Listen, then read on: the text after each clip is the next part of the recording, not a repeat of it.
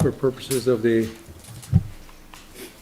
clerk, if you'd state your name for the record, going from my left to Ron my right. Rockoff, Linda Novak. Randy Brakeman. Fred Gulash. Quincy Harrison.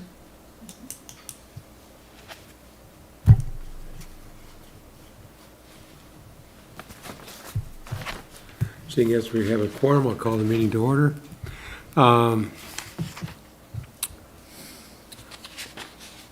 Move to adopt the adoption of the agenda. So moved. Second. Moving second, all in favor? Aye. For the purpose of people who have not been here before, the zoning board, I'll just state briefly that first we have a presentation of what's before us by the building official, and then we'll have a presentation by the applicant, and then we'll have an open discussion, and then we'll throw it open to the meeting for anybody, public comments. And after that, the board will move into session of deciding if items of findings of fact on which we'll base our decision, and we'll vote on those finding of facts. And following that, we will vote on the item before us tonight. That being said, turn it over to Bill. Thank you. We're going to deal with case number 25-001. The property address is 26071 German Mill, zoning's R3. The request this evening is pursuant to the Village of Franklin Ordinance Appendix B Schedule of Regulations, whereby maximum lot coverage for that district, or the R3 district, is 35%. Current lot coverage is the house, garage, drive, porches, and terrace is calculated at 37.2%. So it's existing non-conforming. However, the applicant wants to change from a patio and put in a screened porch. Therefore, the new screened porch area is going to have basically the same footprint, actually a little bit smaller than the existing non-conforming, and keeping the percentage at 37.2%. However, any changes to the property requires it to meet the zoning requirements. Therefore, the request is for 2.2% over the required 35 minimum. Hope I made that clear enough. Yes. With that, David Masco is the applicant, and he is here this evening, and if there are no questions, I'm sure he'd like to have a few words. Thank you. Any question on the board, Bill? You said it's a little less? Pardon? Maybe I should ask David. The actual screened-in porch structure will be less than what the current lot coverage is, because currently there is a non-pervious patio where the screen porch is intended to go. However, the screen porch, or the patio's just a little bit bigger than what the screen porch is going to be. Okay, the reason why I looked at the diagram, and it looked like it was smaller. How much, what is the actual, is that, I mean, again, if I need the director here, is that that little sliver that's coming off is insignificant in the The number? little sliver on the one side of the drawing is the existing patio. Right, no, I understand, but is the Okay. little sliver, is the little sliver going away, or is that staying? No, it's staying. Okay, so it's basically, That's my understanding, right, Dave? You're keeping that? Yes. Okay, okay, Just going on top of the existing patio. yeah.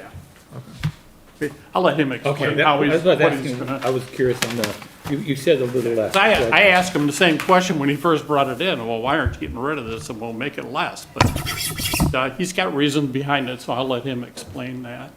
Okay. Thank you. Good You'd evening. state your name for the record for, I am David Masco. I live at 26071 German Mill with my wife, Margaret Attridge. We've been there since 2002. These are my presentation drawings that I used for the Historic District Commission for what I'm proposing. It's a small project.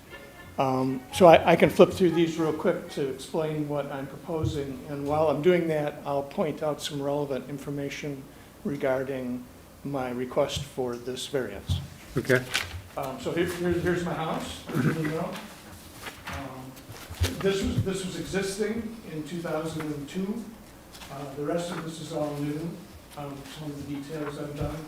I've built most of this myself over the last 23 years. And the new porch I'm proposing will be in keeping with these details and materials. The village shoemaker lived on the site in 1895, although I didn't find any shoes when I done the construction. I didn't find any indication of what was there back then. This was built in 1942, during World War II, interestingly. Site plan, that's up here too. This is German Mill, Franklin Road is over here, north is down. So here's my property. This is the footprint of the existing house. These are the setback lines. I have an existing bluestone terrace back here. I'm removing part of it to make space for the new screened porch. So the terrace is getting a little bit smaller in order to build the screened porch. As Bill explained, the lot coverage is staying the same. I'm not increasing it, I'm not decreasing it. It's staying the same after this project is built. I've very carefully kept all my construction within the setback lines, so there's no issues there. The only issue is lot coverage. This is a non-conforming lot. This is my square footage of the lot is a little under 10,000. The minimum square footage lot in the R3 district is 15,000. So this is considerably smaller than what the ordinance calls for. The width of the lot also is non-conforming. The rear lot width is 74 feet, the front lot width is 78 feet. In the R3 district, minimum lot width is 80 feet. So this is smaller, narrower, and smaller than what the ordinance is calling for.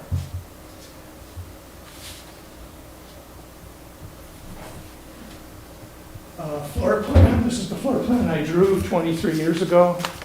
I've graded out just so that I can indicate that this one room, this is all that I'm proposing. It's a small 12-foot by 15-foot screened-in porch. I will remove the bluestone here, and I'm building it like a deck right on the ground, and then the screened porch on top of the deck. So I have an existing wood deck front porch, and this wood deck rear screened porch kind of complements that. I'm using a very nice wood called epay for this decking. Epay is Brazilian walnut. It's a beautiful hardwood.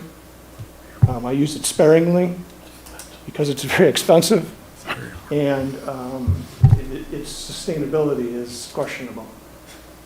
So I don't use very much of it whenever I design something. So here's my little screen porch back here. There will be part of the existing bluestone terrace will remain, but in total, the total square footage is not changing. And then quickly, this is the rear elevation. So here is the screen porch right here, tucked into this corner of my south elevation. I'm using some very nice materials, lead-coated copper roofing, western red cedar for the framing. It's a post and beam type structure. And then the epay deck right on the ground. And the design of it, obviously, with how I designed these screened openings, this is a door, these are screened openings, is to complement my existing window design. And there's a skylight to let some light into that room. And so this is the south elevation, and then the driveway side elevation looks like this. This is all existing, and then here's the screen porch right here with 4 additional screened openings and the lowest sloped lead-coated copper roof. So that's the story. Pretty simple. pretty straightforward. My request is for your consideration in granting the variance for my 2.2% overage of lot coverage.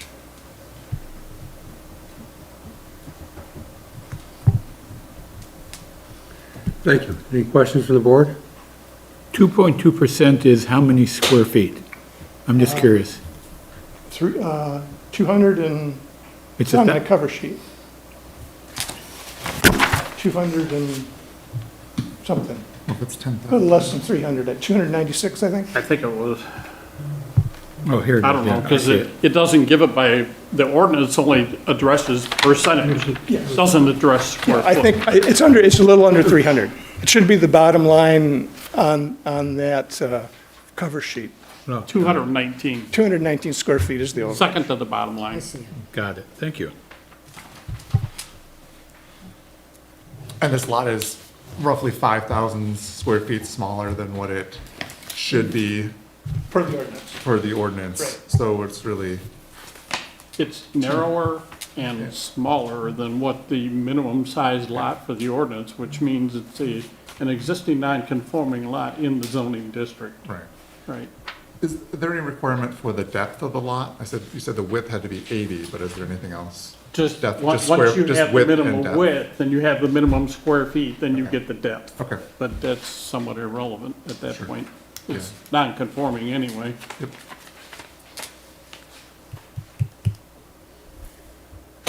What's the drive, does the driveway count into the, is it made out of impervious? It's gravel, and I have included it in the lot coverage, because it's It's partial considered, gravel, because it's partial, there was some old asphalt there at some point Yeah, I in took that time. out. It's, took that it's primarily gravel, but because it's partially asphalt, you have to count it.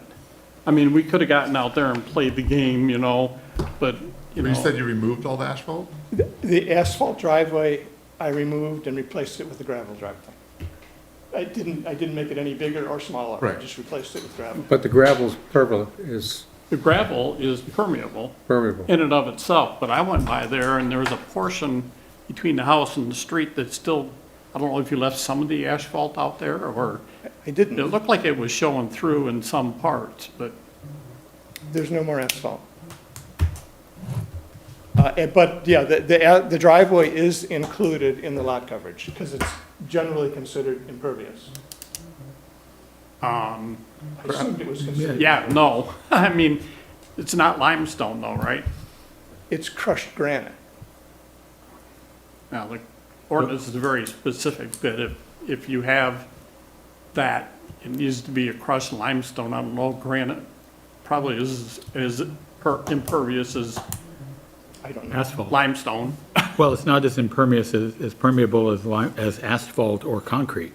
There's a there's a, There is a permeability factor to it, yes. yeah, I mean, we had the other permeability one. Yeah, we had a lot of discussion on that before.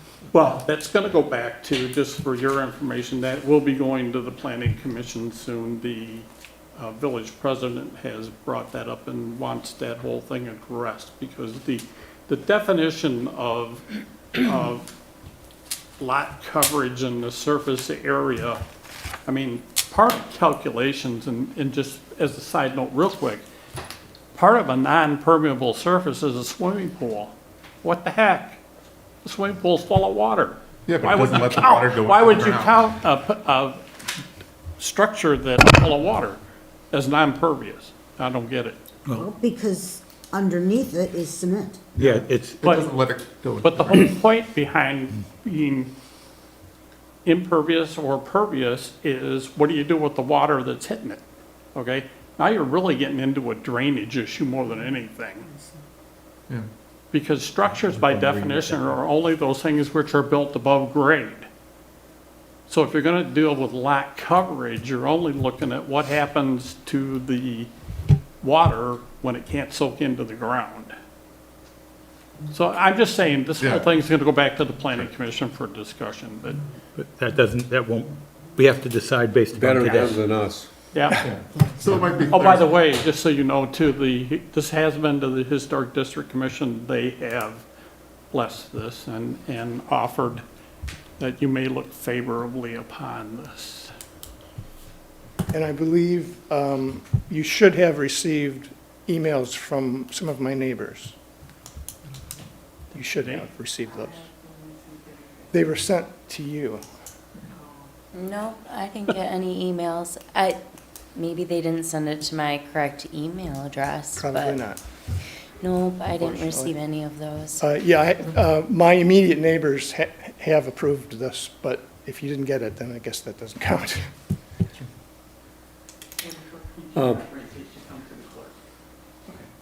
You're leaving the existing patio in there that is not covered by the screen-in porch?